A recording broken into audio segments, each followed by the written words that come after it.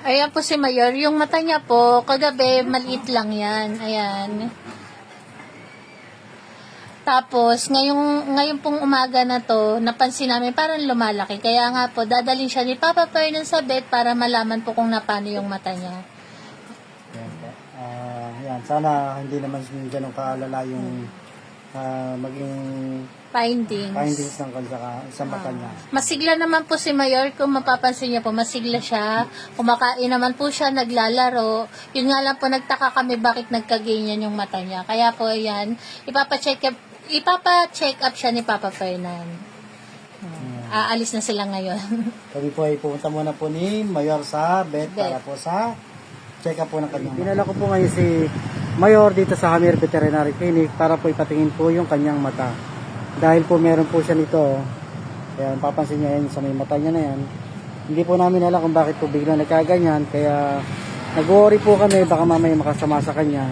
Kaya nagpasya po kami na dalhin po siya dito sa loob na sa Hamir Veterinary Clinic.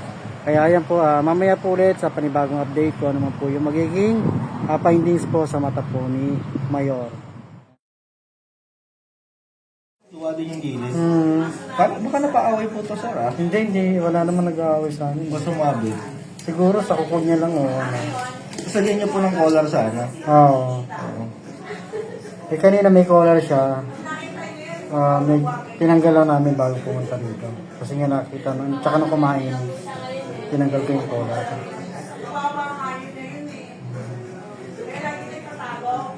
Ay, babalik lang pa lang kami. Hindi naman siguro masakit kaya ako nun. Yung po. Tsaka angal lang. Kaso lumuluwa ulit eh. Tingin ko baga. So ang gagawin ko muna, subukan natin. Massage nyo pero patakan din natin ng Tito Rolak, gentamicin po. Okay. Yung combo na. May pamatak po po kayo na gano'n. Oo.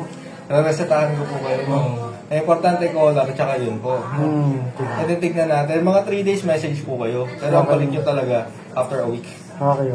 Para i-check lang natin. So, kanong mata, lumuwa. Kasi ito, paligid. Hindi lang to eh. Buong ilalim mo. Tapos irritated yung taas. Kung tingin yung comparison dito, puti yung dito niya. Dito niya pati ibabaw namumula. Irritated. Sige po, ang gawin ko na lang muna, pamatak ko muna ha. Okay. Hoping na mawala yung pamamagapo. Okay. Ay, astig. Ayan, kadarating lang po ni Papa Fernan. Galing na po sila sa vet ni Mayor. At sabi nga po ng vet, hindi naman po ganun ka-serious yung nangyari kay Mayor. Pero binigyan po siya ng pamatak. Ayan.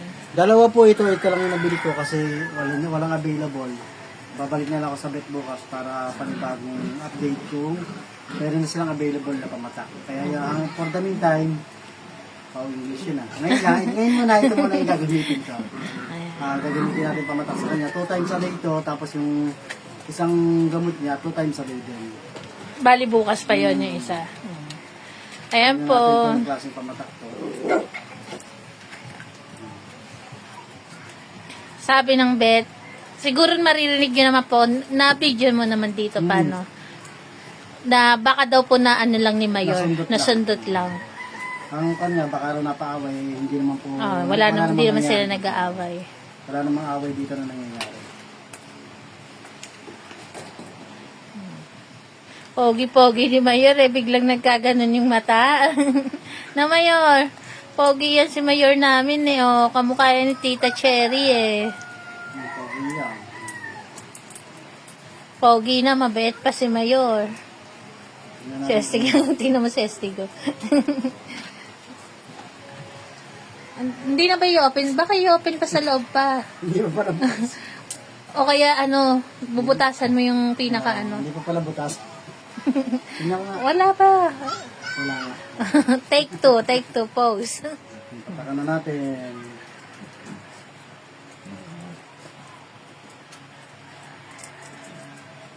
Napatakan na pa. Ilang patak? Dalawa.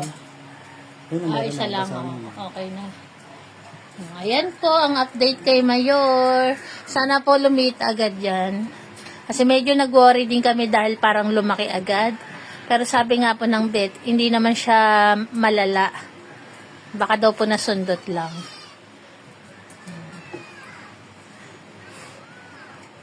Ayan po, okay po. God bless. Okay. Pagaling, Mayor. At lalagyan din po ni Papa Perna ng cone si Mayor para hindi niya po makamot yung mata niya. Kasi minsan, may time na parang gusto niyang kamutin. Siguro makate. Kaya lalagyan siya ng ganyan para hindi niya maabot yung mata niya. Kamukha ni Tita Cherry niya, oh. Kung sino po yung nakakakilala sa Cherry 1 namin, kamukha po talaga ni Mayor si Cherry. Ayan. Iisa ang hubog ng mukha nila, katawan. Yun nga lang pandak si Mayor. Baba na. Okay.